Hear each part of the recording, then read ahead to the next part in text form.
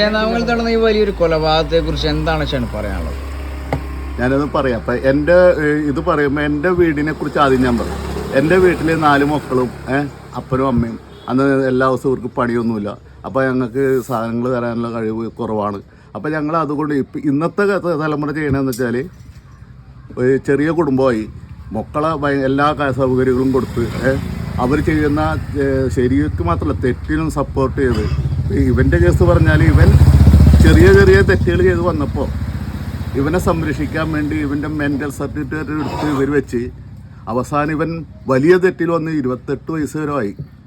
ആ സർട്ടിഫിക്കറ്റ് കൊണ്ട് ഇതിന് രക്ഷപ്പെടാനാണ് അവർ ശ്രമിക്കുന്നത്. ഇപ്പോൾ സംഭവം വെച്ചാൽ 4 പേരാണ് പോയത്, ഒരു കുടുംബം പോയി. നാലാമത്തെ ആളുടെ ഒരു ഗതി ഇപ്പം എന്താണെന്നറിയോ? പുള്ളി കൈയൊന്നും അനക്കിന്നിട്ട് പറയാനുണ്ട്. അത് അല്ലാതെ വേറെ ഒന്നും അറിയാതെ കുടുംബം നശിഞ്ഞു പോയി. ആ കുടുംബം മുഴുവനും പോയി.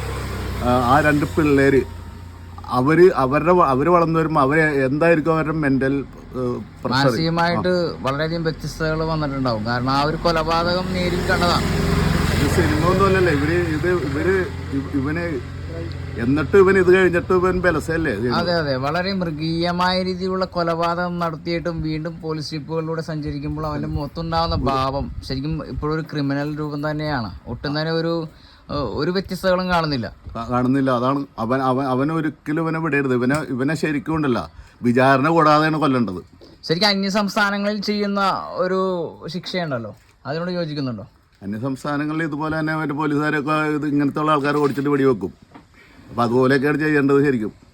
ശരിക്കും ഒട്ടും തന്നെ മനുഷ്യത്വം ഇല്ലായ്മ, അതായത് മൃഗീയമായ രീതിയിലുള്ള കൊലപാതകം, അതിനപ്പുറത്തേക്ക് തന്നെ വേണമെങ്കിൽ പറയാം. മൃഗീയമായ മൃഗങ്ങൾ വരെ ഇതേപോലെ കൊല്ലില്ലെന്നുള്ളതാണ്. തീർച്ചയായിട്ടും മൃഗങ്ങൾ വരെ ഇവരിവിടെ വന്നാൽ ഇനി എന്താ ചെയ്യും? ഇവനൊരു പ്രശ്നമല്ലല്ലോ. ഇവനല്ലേ ഇവൻ മാത്രമല്ല. ഇപ്പൊ ഇന്ന് തന്നെ എത്ര 3-4 പേരാണ് ഇപ്പൊ 4 പേർക്കും നടന്ന ഉമ്മനെ കൊന്നൊരുത്തം വെട്ടി. ഇതൊക്കെ ഇന്നത്തെ ലഹരിയാണ് ഇതിനകത്ത് ഏറ്റവും വലിയ പ്രശ്നം.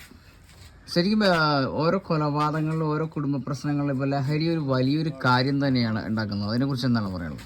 തീർച്ചയായിട്ടും പണ്ട് ഈ പട്ട ഷാപ്പ് ഒക്കെ ഉണ്ടായിരുന്നു, കള്ളുണ്ടായിരുന്നു. ഇവർ പട്ട കുടിക്കും കാരണന്മാർ കള്ള കുടിച്ച് വീട്ടിൽ വന്ന ഒരു ബഹളം ഒച്ചപ്പാട് വെച്ചാൽ വലിയ കുത്തും കൊലയൊന്നും നടക്കില്ല. മണിക്കൂറുകൾ മാത്രം അടങ്ങി നിൽക്കുന്ന ഒരു സന്തോഷപൂർവ്വമുള്ള ഒരു കുടുംബമായിരുന്നു.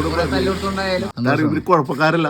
പക്ഷെ അതിലൊരു കാര്യം, ഈ പറയുന്ന ചെറിയ മദ്യങ്ങളും ഈ പറയുന്ന ഇപ്പോഴത്തുള്ള ലഹരികൾ, അതായത് MGM മയക്കുമരുന്നൊക്കെ അതിനും മേലെയാണ്. ഒരു ദിവസം മുഴുവനാണ് തലച്ചോറ് പ്രവർത്തിപ്പിക്കുന്നത്, മരവിപ്പിച്ചളയുന്നത്. അപ്പൊ അതാണ് വലിയൊരു ലഹരി എന്ന് പറയുന്നത്. ഇപ്പൊ മദ്യങ്ങളൊക്കെ കുറച്ച് മണിക്കൂറുകൾ മാത്രമേ ഉള്ളൂ, പക്ഷെ അത് കഴിക്കുന്നവർ വളരെ സൈലന്റ് ആയിരിക്കും. അതെ, ഇത് ഈ സംഭവം ഇപ്പൊ നമുക്ക് ഒരു വണ്ടി വന്നു, ഒരു ബസ് വന്നാൽ ബസ്സിനെ കാണുമ്പോൾ പേടിച്ച് മാറുന്നതാണ്. നമ്മുടെ തലച്ചോറ് ബ്ലാങ്കട്ടയില് പേടി എന്ന് പറഞ്ഞൊരു സാധനം വർക്ക് ചെയ്യുന്ന പറയണത്. എനിക്ക് അതിൽ വിദ്യാഭ്യാസം ഒന്നുമില്ല, പക്ഷെ ഇത് ഉപയോഗിച്ച് കഴിയുമ്പോൾ ആ പേടി എന്നുള്ള സാധനം പോകും.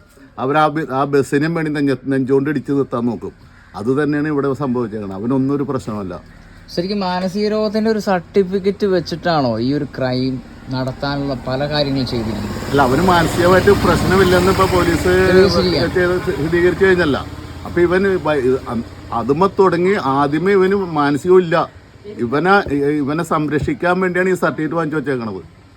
ഒരു പഠന വൈകല്യത്തിന്റെ സർട്ടിഫിക്കറ്റ് ആണ് ഇത് എന്നെങ്കിലും പിന്നീട് അത് ക്രൈം ചെയ്യാനുള്ള ഒരു വലിയൊരു ഗിഫ്റ്റായിട്ട് സ്വീകരിച്ചതുപോലെയാണ് ഈ ഒരു പ്രതി കൂടുതൽ ക്രൈമുകൾ നടത്തിയതും നടത്താൻ തുടങ്ങിയതും. ഇപ്പം അതായിട്ട് തീർച്ചയായിട്ടും അങ്ങനെ ചെയ്തത്. കാരണം ഈ എന്ത് ഇതുണ്ടെങ്കിലും ഇങ്ങനെ കൊല്ലാൻ തോന്നൂലല്ല. കൊല്ലല് ഒരു ക്രിമിനലാണ് അവൻ. ശരിക്കും ഇദ്ദേഹത്തിന് ലഭിക്കേണ്ട ശിക്ഷ എന്താണ്? വിചാരണ കൂടാതെ ഇവനെ തൂക്കൊല്ലാം.